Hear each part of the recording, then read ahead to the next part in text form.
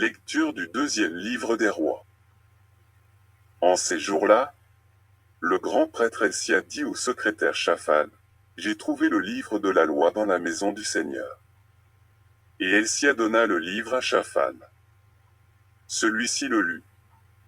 Puis, le secrétaire Shaphan alla chez le roi Josia et lui rendit compte de ce qui s'était passé.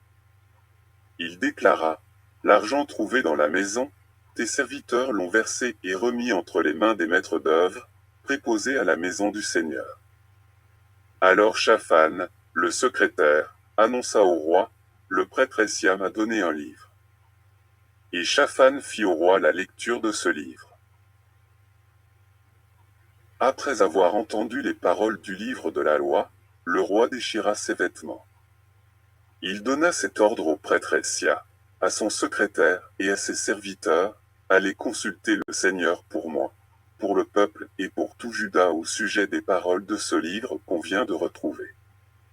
La fureur du Seigneur est grande, elle s'est enflammée contre nous parce que nos pères n'ont pas obéi aux paroles de ce livre et n'ont pas pratiqué tout ce qui s'y trouve. » Le roi fit convoquer auprès de lui tous les anciens de Juda et de Jérusalem.